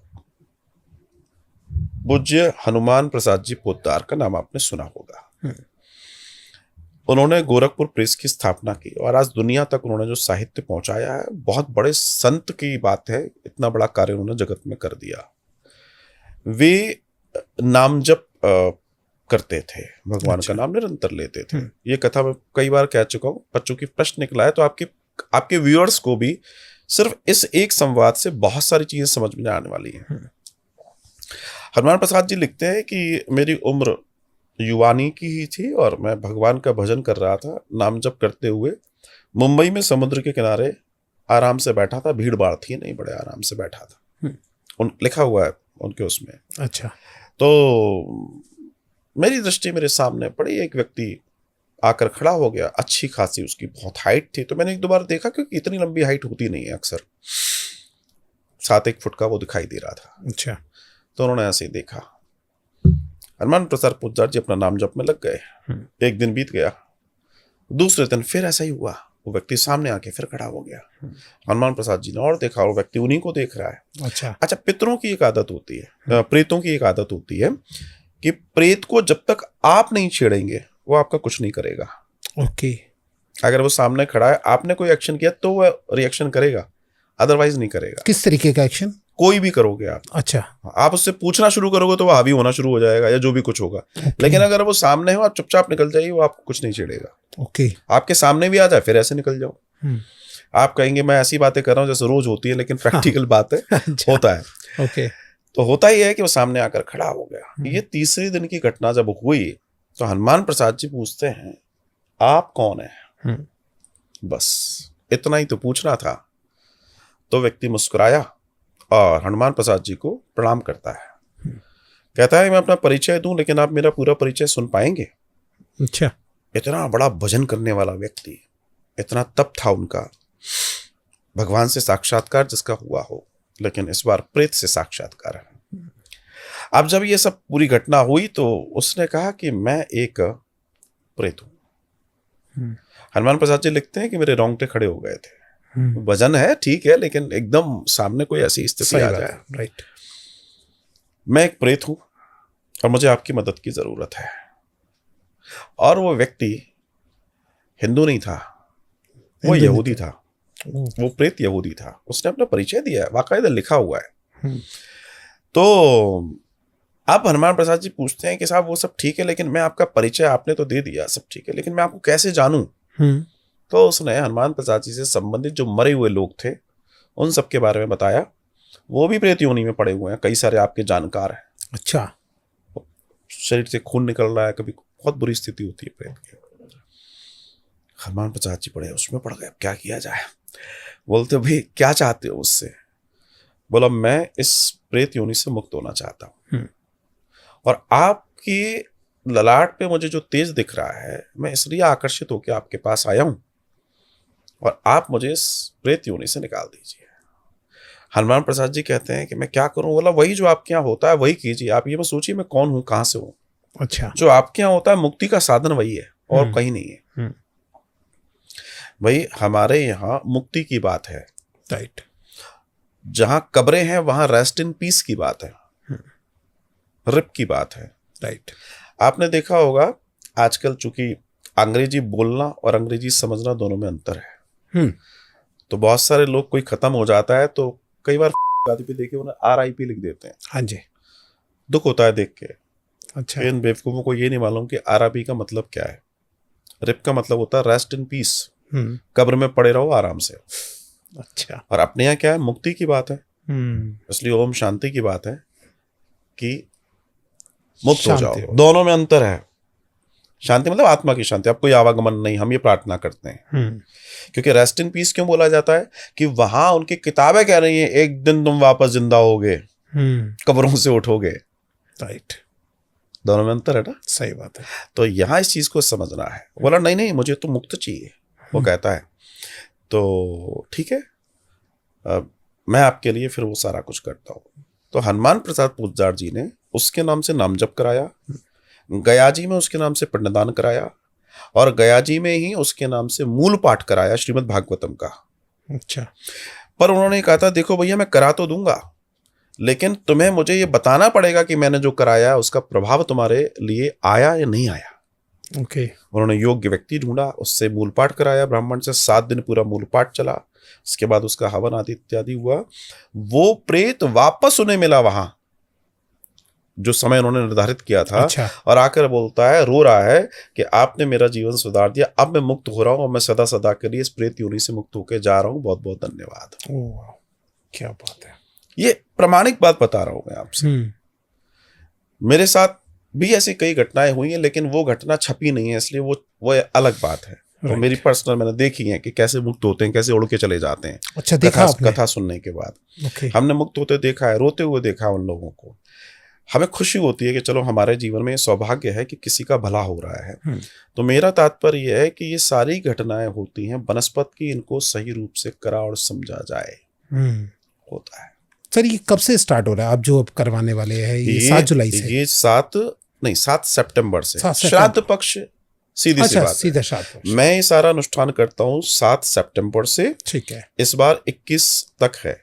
तो जो लोग भी जुड़ना चाहते हैं आपके माध्यम से, ये जो प्रोग्राम देख रहे हैं, उनसे भी कहना चाहता हूँ आप संपर्क कर सकते हैं। जैसा सामर्थ्य वैसा आपको बताया जा सकता है। आपका क्या, आप पोथी पाठ करा सकते हैं, आप 16 दिन आ सकते हैं, आप 3 दिन आ सकते हैं, आप नहीं आ सकते हैं। और अगर आप कराना चाहते हैं तो सच मानिए, अगर आपका भाव अच्छा है, मेरे पास कई लोग फॉरेन से जुड़ते हैं, नहीं आ पाते, लेकिन वहां उनको प्रभाव मिलता है। वो फील करके तीसरे चौथे दिन से बताते हैं, आज मेरे साथ ये घटना हुई। होता क्या है, सिम्टम्स की जो आपने बात की थी जी। एक आपने सुना होगा, लोगों को अपने पितृ दिखते हैं, कई बार स्वप्न में दिख गए, भोजन मांगते हुए दिख गए, है ना? हाँ जी, हाँ जी, रोते हुए दिख गए। लोगों को अपने पितृ दिखते हैं, कई बार स्वप्न में दिख गए, भोजन मांगते हुए दिख गए, है ना? हाँ जी, हाँ जी, रोते हुए दिख गए। लेकिन इसमें से एक चीज मैं जोड़ते हुए कह रहा हूं कि हर किसी के स्वप्न में नहीं आते। अच्छा। पितृदोष किसके ऊपर हावी होता है? जो सॉफ्ट हार्टेड है, जो सबके लिए करने वाला है, उनकी आशा भी उसी से है। ओके। हाँ, जो बड़ा है ये बिल्कुल छोटा है, या इनमें से जो भी नेक है, मान लो पता पड़ा 4 भाई हैं, जो सबसे ज्यादा नेक होगा उनसे ही मांगेंगे। फिर तो दोष उसी के ऊपर आएगा, दोष भी उसी के ऊपर आएगा, परेशान भी बेचारा वो होगा। क्यों? क्योंकि उनको मालूम है यही कर सकता है। ओके। अब वो कह तो सकते नहीं है, तो वो एक्टिविटी करते हैं। अच्छा। अब कोई नहीं सुन रहा तो वो क्या करेगा? कुर्सी पटक देगा, भैया देख लो, समझ लो। उसके पास, बेचारे के पास पांचभूत शरीर नहीं है। सही बात है, आप समझिए। तो वो क्या करते हैं? वो स्वप्न देते हैं। अच्छा। स्वप्नों के प्रकार हैं, हर स्वप्न अच्छा नहीं होता, हर स्वप्न बुरा नहीं होता। तो जो भी स्वप्न आपको मिल रहा है, अगर उन स्वप्नों में आपके पितृ देवता, आपके जो भी पितृ हैं, मुस्कुराते हुए, सुंदर कपड़ों में, बगीचे में, आसमान में, अच्छे रूप में जब भी दिखाई दे रहे हैं, आप निश्चिंत हो जाइए, आपके पितृ प्रसन्न हैं।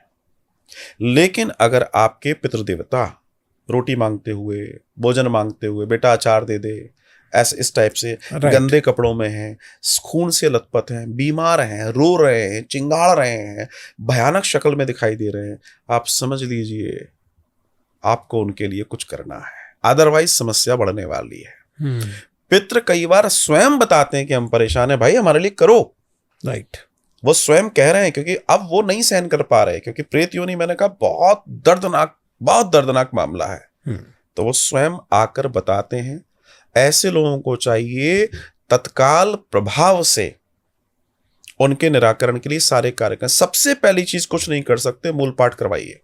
हमारे यहाँ वृंदावन में साल भर में सैकड़ों मूल पाठ होते हैं। स्पेशली इन दिनों में तो मेरे यहाँ बहुत मूल पाठ होते हैं। मेरे यहाँ सैकड़ों ब्राह्मण बैठते हैं जो यही कार्य उस समय कर रहे होते हैं। अच्छा। आप एक चीज समझ लीजिएगा, सबके अपनी अपनी रेमेडी हैं। अगर आप उनका सही सदुपयोग करेंगे तो आपको प्रभाव मिलेगा, कोई नहीं रोक सकता। तो ऐसे में उन पितरों के कल्याण के लिए तुरंत आपको करना चाहिए। क्यों? प्रेतों का भोजन क्या है? प्रेतों का भोजन है रक्त। किसका रक्त? अपनी ही संतानों का। गरुड़ पुराण कह रहा है। अच्छा। कि जब पितरों की तृप्ति नहीं होती है तो वो अपने ही पुत्र प्रपोत्रों का रक्तपान आरंभ कर देते हैं। My God. तो जो आप जो डैमेजेस की बात कर रहे हैं ना, वो डैमेजेस वही हैं। ओके, वही है। जैसे अब किसी की लेट शादी होती है, शादी नहीं हो रही है, ये भी इसी से रिलेटेड हो गया प्रॉब्लम। मैं आपको 100 बातों की बात कहता हूँ, विवाह नहीं हो रहा, बच्चे नहीं हो रहे, आजकल आप देख रहे होंगे खिलौने की तरह डिवोर्स हो रहे हैं। हाँ, बहुत डिवोर्स चल रहे हैं। क्यों चल रहे हैं भैया? तुम तो बड़े बड़े पैसे लेके शादियां कर रहे हो, क्यों डिवोर्स हो जा रहे हैं? राइट। कारण क्या है? क्योंकि मन नहीं मिल रहे। तो मन पे अधिकार किसने कर लिया है? मन पे किसी का अधिकार हो गया होगा। राइट। आपने विचार तो यही किया था कि मिल जाएं। अब क्यों विचार बदल रहा है? कौन ऐसा है जो आपके मन को भ्रमित कर रहा है? अच्छा, भाई समवेयर कुछ तो है। अब जब इसके आप शोध में जाएंगे, जैसे मेरे पास लोग आते हैं तो हम उनसे कहते हैं, कई बार नहीं समझ पाते तो उनकी फिर हम कुंडली विश्लेषण करते हैं। अच्छा। कुंडली बोलती है पितृदोष है कि नहीं है, स्पष्ट लिखा उसमें दर्शन आ जाता है। एक फिर दूसरा चीज ये है कि कुंडली, अब एक और चीज समझिएगा, कई लोग इस बात को समझे, मैं कई बार इस बात को कहता हूं कि पितृदोष के निवारण के बाद आप अपने ग्रहों का भी निवारण करवाएं। अच्छा। अब कैसे? मान लीजिए भूकंप आया, दीवार में क्रैक पड़ गया, भूकंप चला गया, अच्छी बात है, भूकंप चला गया, सुख की बात है। बिल्कुल। क्रैक को भी तो जोड़ना पड़ेगा। ओके। नहीं तो दीवार तो कमजोर हो गई है। सही बात। तो जो पितृदोष आया है वो आया किस तरफ से है, उसका प्रभाव कहां से आया? उसका प्रभाव आया प्लैनेटिकल। तो हमारे ग्रहों पर वो विपरीत ग्रहों के साथ उसने दोस्ती करी, ग्रहों का प्रभाव हम पे पड़ा। तो जब भी आप ये कार्य कराएं, उसके बाद विस्तार से चेक कराएं अपनी कुंडली को, डैमेजेस कहाँ पर हैं। अब उनका भी हम शांति पाठ आदि इत्यादि करा दें, रत्न पहनना है, जाप कराना है, ताकि आप फिर दौड़ ऐसी लगाओ कि कभी आपको थकना ना पड़े। कम से कम 3 पीढ़ियों तक कहीं पीछे देखने की जरूरत नहीं पड़ेगी, कम से कम एक बार कराने पे। कारण समझिए हम लोग कैसे कराते हैं। मैंने आपको बोला 3 पीढ़ियों का होता है। हाँ। तो अभी आप हैं, जैसे सपोज एक व्यक्ति है जिसके पिताजी नहीं है, तो इसका मतलब दादाजी नहीं है और या वो नहीं है, तो वो अपने पिता का भी करेगा, उनके पिता का और उनके पिता का, ऐसे होता है। ओके। तो आज जो व्यक्ति कर रहा है, जाहिर सी बात है इतने जल्दी तो किसी को खत्म होना नहीं है, तो जनरेशन चलेगी ना। सही बात। तो मेरे हिसाब से 20, 25, 30 साल कुछ नहीं होना। लेकिन समय से श्राद्ध करो, समय से तर्पण आदि का वो करो, और चीजों को इतनी शुचिता शुद्धता से करो अपने आचरण के साथ, जो हमारा सनातन का दर्शन है। तय मानिए आपका कोई कुछ नहीं बिगाड़ेगा, बल्कि पितर आपको आशीर्वाद निरंतर देते रहेंगे। बहुत सही बात कही सर आपने। लेकिन एक ना मेरे दिमाग में एक डाउट और आ रहा है कि जैसे कहा जाता है कि श्राद्ध जो है वो पुत्र ही करते हैं, तो कई बार पुत्री पे भी जो है, अगर कोई लड़की पे भी अगर कोई प्रॉब्लम चल रही है, तो क्या वो श्राद्ध से रिलेटेड नहीं हुई है? ये आपका अच्छा प्रश्न है जी, कि पितृदोष लड़कियों पे भी आता है। हाँ, कि पितृदोष है। हाँ, आता है, पितृदोष है, आता है। तो वो तो कोई सॉल्यूशन नहीं कर पाते, वो श्राद्ध नहीं कर पाती है। स्त्री अधीन है, जब तक वो बेटी है पिता के अधीन है, ठीक है। राइट। विवाह होने के बाद पति के अधीन है। अच्छा। और पति के बाद पुत्र पे अधीन है। ओके। इन तीनों में से कोई भी उस स्त्री के लिए ये कर्मकांड कर सकता है। ओके। अच्छा। मैंने आपको बोला ना, मेरे यहाँ कोई किसी का नहीं होता, तो मैं ब्राह्मण नियुक्त करता हूँ। उस व्यक्ति का नाम, गोत्र, एड्रेस सब हम लेते हैं, और वो संकल्पित होता है कि फला फला यजमान का ये गोत्र है, इनके लिए निमित्त ये सारे लोगों के लिए मैं ये कार्य कर रहा हूँ। तो वो कार्य होता है। तो उसी तरीके से उस स्त्री के लिए, अब ऐसी बहुत सारी स्त्रियां हैं जिनका भाई नहीं है। हाँ। उनके माता पिता चले गए। सही बात है। वो मुझे फोन करती हैं कि गुरुजी क्या करें, हम तो कर नहीं सकते, लेकिन कार्य भी होना जरूरी है। तो उसका सॉल्यूशन क्या है? उसका सॉल्यूशन ये है कि वे आ सकती हैं तो गया जी आए, उनके हाथ से ब्राह्मण को संकल्प जाएगा, गया जी आए, गया जी जगह का अगर आ सकते हैं तो गया जी बिहार जो मूल जगह है पंडदान की, वहां आए, वो अपने हाथ से संकल्प सौंपे ब्राह्मण को, और उनकी देखरेख में उनके सामने, अगर वो 16 दिन रह सकते हैं तो ये 3 दिन का भी होता है, ये 7 दिन का भी होता है, और ये 16 दिन का भी हो सकता है। ओके। 16 दिन का मैं क्यों कहता हूं? अब जिनके यहाँ हुआ ही नहीं है, जिनको याद ही नहीं है, उनको करना ही पूरा चाहिए। अधूरा करके करोगे क्या? फिर वहीं खड़े हो जाओगे। सही बात है। जिनको मालूम है हमारे यहाँ होते रहे हैं भाई, उसके बाद 3 ही लोग गए, तो उन तिथियों पे आके कर लो। ओके। उनके लिए कोई बार नहीं है। तो वो स्त्री क्या करेगी? वो उनको संकल्प सौंपेगी, वो उसके निमित्त कार्य करेंगे, और वो कार्य पूर्ण होगा। ओके। वो नहीं आ सकती हैं, वो टेलीफोन पे भी संकल्प ले सकती हैं। संकल्प संकल्प है, क्योंकि आपका नाम, आपका गोत्र वो तो बदल नहीं सकता। सही बात है। वहां वो कार्य होता है और उस कार्य के परिणाम आते हैं। ओके। या उनकी इच्छा है कि हम आना तो चाहते हैं, इतना समय नहीं है, लास्ट के 2-3 दिन आ जाओ, अपने सामने देखो कैसे हो रहा है। अच्छा। अभी तक तो वो कर रहा है, अब अपने सामने भी देखिए कैसे हो रहा है। सही बात है। तो कहीं ना कहीं उनको भी लगता है, जो वायु रूप में है, कि देखो मेरे लिए आए हैं। कई लोग मुझसे कहते हैं कि साहब बता दीजिए ना। मैंने कहा देखो मैं आपको कुछ नहीं बताऊंगा, लेकिन आप विचार करके देखो कि आपके पितर अगर आपके बारे में सोच रहे हैं, और अगर आप उनके लिए इतनी दूर जा रहे हैं समय निकाल के, और वो ये भी जानते हैं बहुत बिजी है ना, राइट। तो आप विचार करो, आप जितने ज्यादा बिजी हो उसमें से अगर आपने उनके लिए समय निकाल लिया, सही बात है। मेरे ख्याल से आशीर्वाद और ज्यादा बड़ा मिलने वाला है। हम मनुष्यों की तरह उनको ट्रीट करता हूं मैं उनको, पितरों को एक बालक मानता हूं, जो एक छोटे से खिलौने पे खुश हो जाते हैं। अच्छा। लेकिन अगर उनकी मन की नहीं हुई तो पूरे घर का सामान बिगड़ा भी देते हैं। वो इतना तहस नहस करते हैं पितर, इतना तहस नहस करते हैं जिसकी आप कल्पना नहीं कर सकते। ओके। लेकिन देने पर आते हैं तो वो देते हैं जिसकी आप सोच नहीं सकते। क्या बात है। इतनी ताकत है उनमें, इतनी ताकत है। अच्छा, मेरे दिमाग में एक बात आ रही है कि जो डाइवोर्सी होगी अगर लड़की, हाँ, या फिर मतलब कोई उसका भाई नहीं है, डाइवोर्सी हो रखी है, और अब वो चाहती है, लाइफ में प्रॉब्लम चल रही है, मेरा पति भी नहीं, मेरा पुत्र भी मेरी नहीं सुन रहा, तो ऐसे में हाँ, जो मेरे पास ऐसे केस हैं। हाँ, कि ना तो पति सुन रहा है जी, ना पति। अब वो, अच्छा, दूसरा वो अलग भी हो गए हैं, ऐसा भी है। और या कहीं पे पति ढीठ है, नहीं मान रहा। हाँ, नहीं मान रहा। इन दैट कंडीशन वो करा सकती है। देखो, धर्म के कार्य, दान के कार्य, ज्ञान के कार्य गुप्त रूप से भी हो सकते हैं। ओके। कुल मिला के मोड क्या है? मोड ये सोल्यूशन होना चाहिए। मोड, सोच विचार ये है कि भला हो जाए। यही तो है ना, कि भला हो जाए, अच्छा हो जाए, इनको सुमति आ जाए, इनके घर बन जाए। कोई भी सोचेगा, यही सोचेगा, भाई मेरी जिंदगी अच्छी हो जाए, इनकी हो जाए। उसके लिए कौन नहीं करना चाहता? बिल्कुल, वो करेगी और उसको परिणाम मिलेंगे।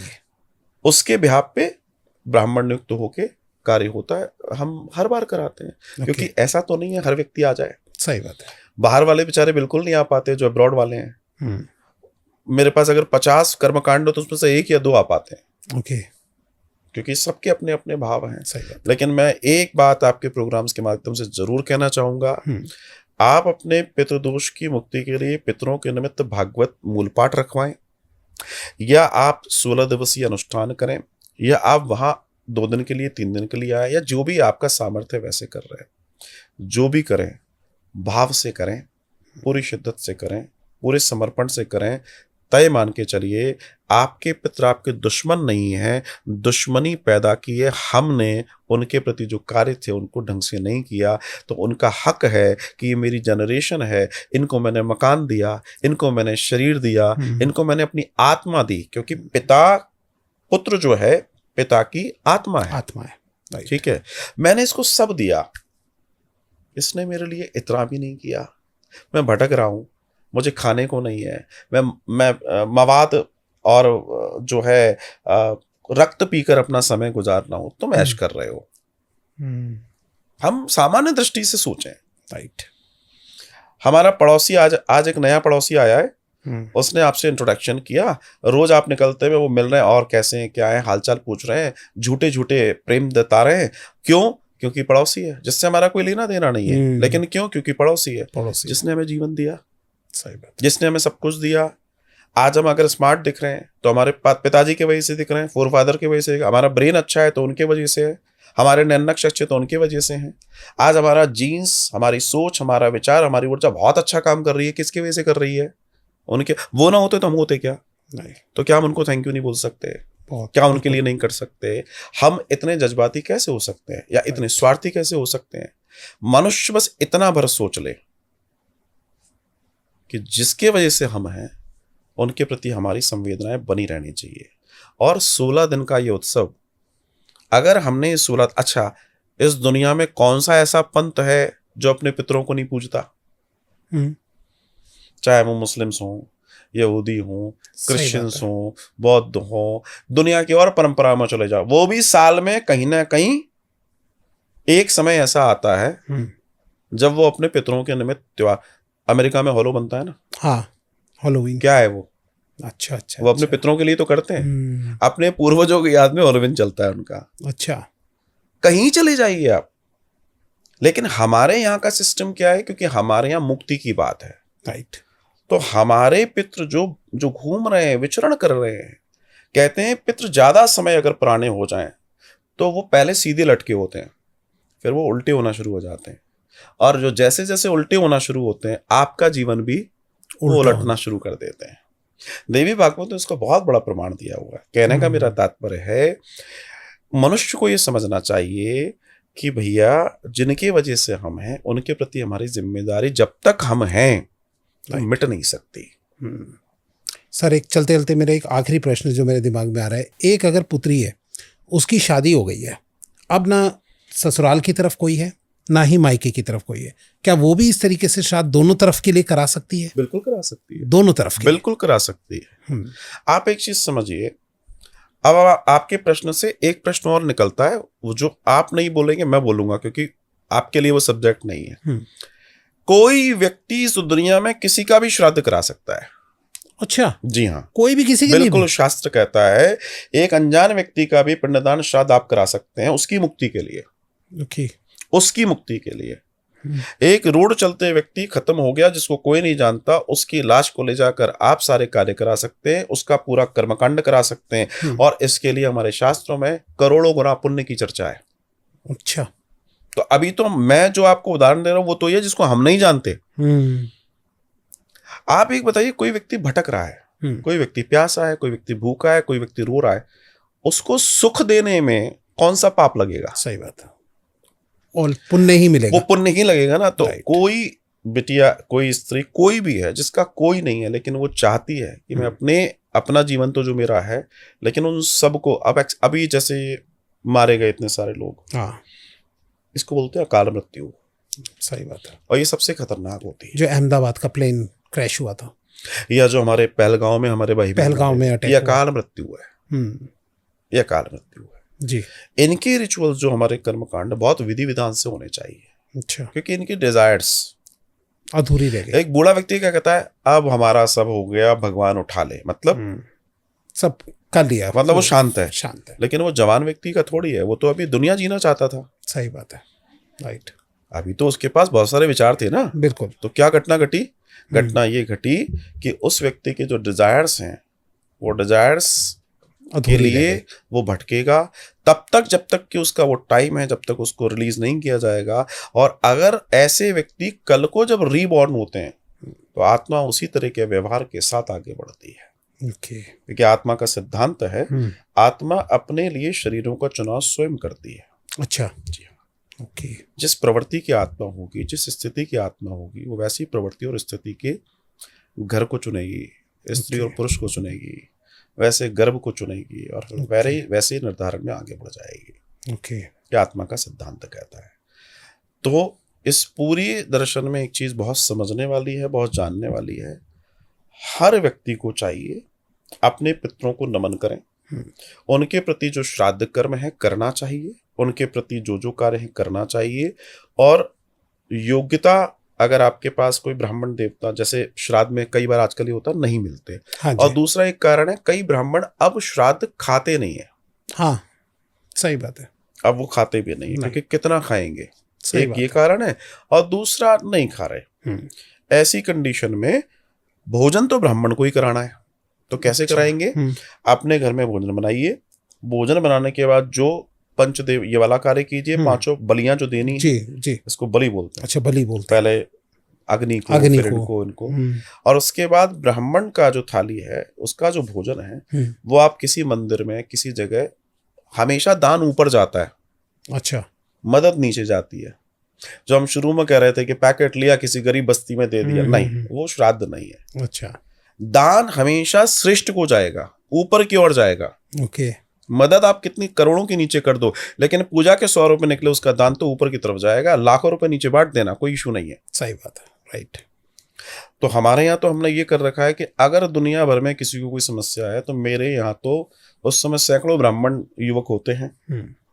तो लोग वहां से हम बोलते हैं भाई आप चाहें तो प्रतिदिन वहां उन्होंने ऑनलाइन बोला कि कर लिया ब्राह्मण को हम भोजन कराते हैं, क्योंकि किसी के पास नहीं है लेकिन कहीं है तो उस व्यवस्था का हम लाभ ले सकते हैं। जो हम 16 दिवसीय आयोजन कराते हैं ये भी बहुत सिस्टमैटिकल तरह होता है। कोई व्यक्ति आता है तो बहुत आनंद के साथ रहता है, क्योंकि हमारी सारी व्यवस्थाएं रेडीमेड होती हैं। ओके, क्या चार्जेस बता सकते सर, या फिर उन्हीं को पता लगेगा कि? नहीं, चार्जेस बड़ा सिंपल सा है। अगर मेरे यहाँ कोई व्यक्ति 16 दिवसीय श्राद्ध के लिए आ रहा है तो उसका रहना, उसका भोजन, उसकी पूजन सामग्री, क्योंकि इन पूरे 16 दिनों में लगभग 50 से ज्यादा जगहों पर पूजा होती है।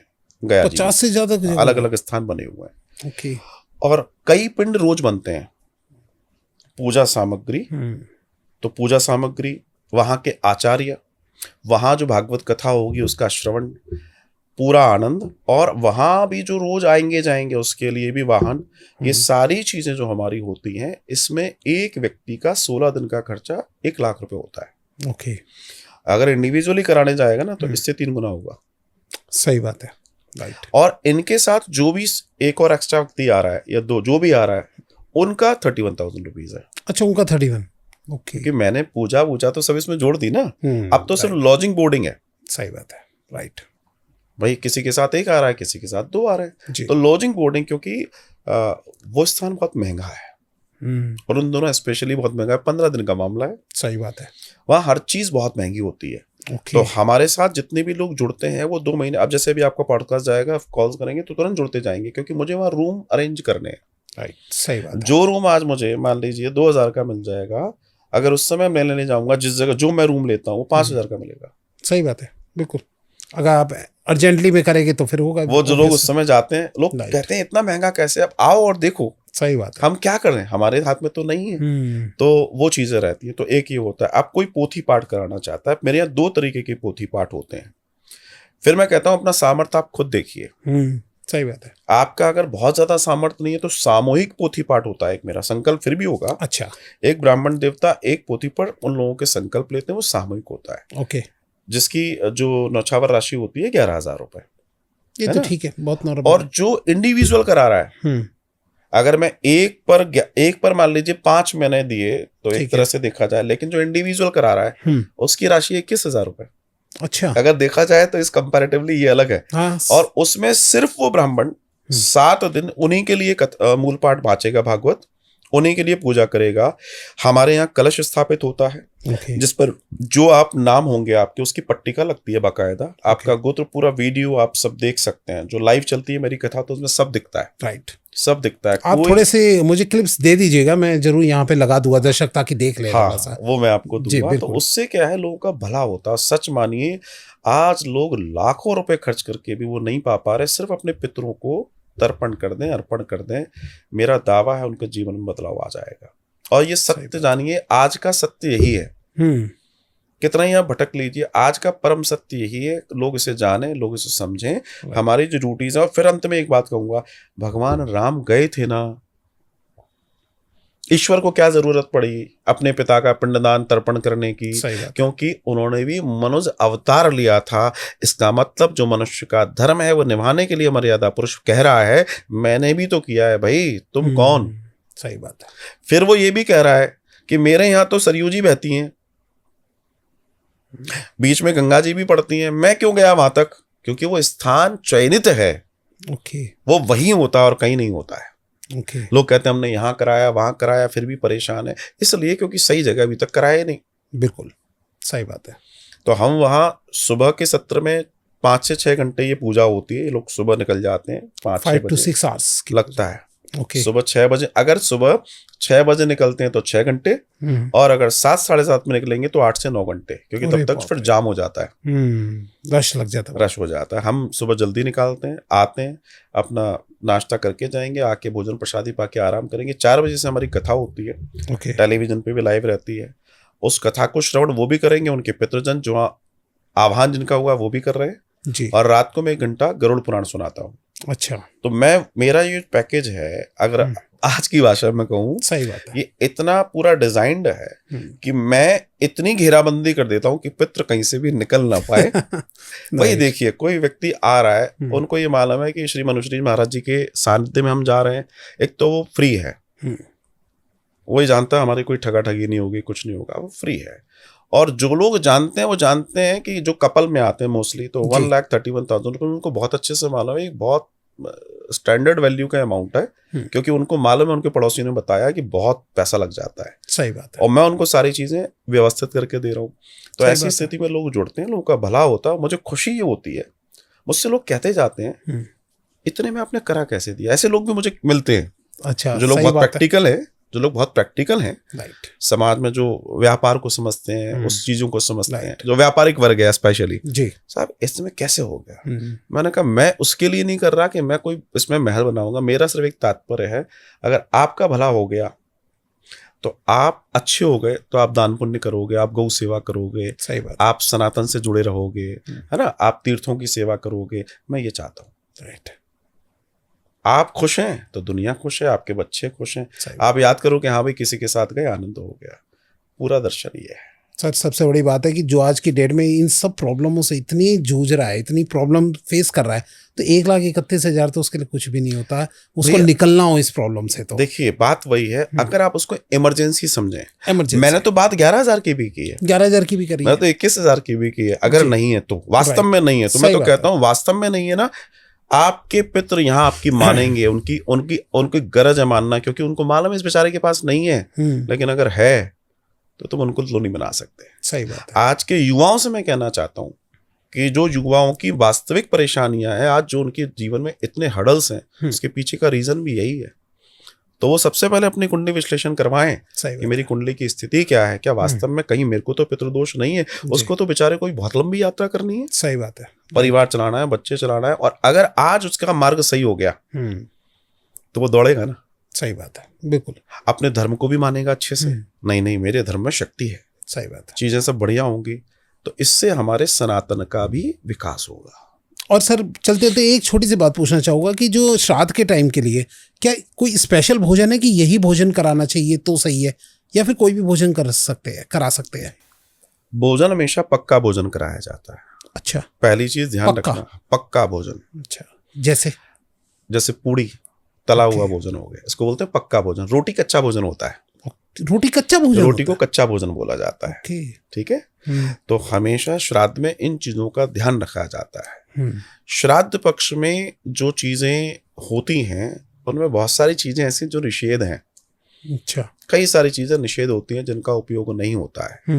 तामसिक चीजों का उपयोग नहीं होता है। हमें भी उस समय तामसिक चीजों का सेवन नहीं करना होता है। शौच कर्म नहीं, जो लोग इस कार्य को करा रहे हैं उनको शौच कर्म जैसे दाढ़ी आदि इत्यादि ये सब चीजें ये भी नहीं बनानी चाहिए। कुल मिला के अपने उन पितृजनों के प्रति जितनी प्रगाढ़ आस्था आप दर्शा सकते हैं वो दर्शाइए। और आपके लिए वो 16 दिन ही है, वो ये नहीं कह रहे पूरे साल करो। आप करके देखिए ना, आप सिर्फ करके भर देख लीजिए, दावा है आपका जीवन बदल जाएगा। मुझे सिर्फ आपसे पैसा नहीं चाहिए, वो तो एक मात्र है, मुझे पहले आपका भाव चाहिए। अगर आपका बिलीफ है तो आप कीजिएगा, वरना बिल्कुल मत करना। 1 रुपया भी आपका कीमती है, बेकार चला जाएगा। सही बात है। मन में अगर श्रद्धा नहीं है तो फिर बेकार है। वो ठीक है, भय बिन होत न प्रीत, लेकिन उसके बावजूद आपकी आस्था भी तो होनी चाहिए कि मैं आपके हृदय में हो कि मेरे पितरों का मैं कल्याण करने आया हूँ। सही बात है। वहां उस नदी पे खड़े होके, फल्गु नदी पे, ये विचार आपके मन में आना चाहिए। बिल्कुल। मैं अपने कुल का कल्याण करने आया हूँ, मैं अपने स्वजनों के निमित्त यहाँ आया हूँ, ऐसा विचार करो। सही बात है। आप जैसा विचार करेंगे वैसा ही आएगा। तो पूरी कहानी हमारे भाव के ऊपर है। भाव के बाद फिर जगत की यात्राएं हैं। लेकिन सच जानिए, जो भी लोग अपने पितरों के प्रति समर्पित हैं उनके लिए कहीं कोई समस्या नहीं है। पर जिनके पितृ अगर प्रेत अगर रुष्ट हैं, वो समस्या ही समस्या से घिरे हैं। कितनी बाजी कर लेना, उनके जीवन सांप सीढ़ी की तरह होंगे, बार बार 97, 99 पे जाके नीचे आएंगे। और जो ये सांप सीढ़ी का खेल है, ये उन सब के साथ होता है जिनको पितृदोष होता है। बहुत ही अच्छा पॉडकास्ट लगा सर, मुझे बहुत अच्छा लगा आपसे बात करके मुझे, और आई थिंक सब दर्शकों की भी बहुत हेल्प हो गई होगी इससे। और मैं सर का जो जितना भी लिंक है जिनसे आप सीधा डायरेक्ट सर से कनेक्ट हो सकते हैं, इनकी टीम से कनेक्ट हो सकते हैं, मैं सब कुछ लिंक डिस्क्रिप्शन के अंदर डाल दूंगा। आप सीधा जो है सर के साथ कनेक्ट हो जाइए। सर बहुत बहुत धन्यवाद, थैंक यू सो मच, आप हमारे स्टूडियो में आए। और आप चाहते हैं कि अगर सर फिर कोई एक नए एक अच्छे टॉपिक के साथ आए तो प्लीज़ कमेंट में हमें ज़रूर बताइएगा। बहुत बहुत धन्यवाद गुरु जी। श्री राधे। राधे राधे।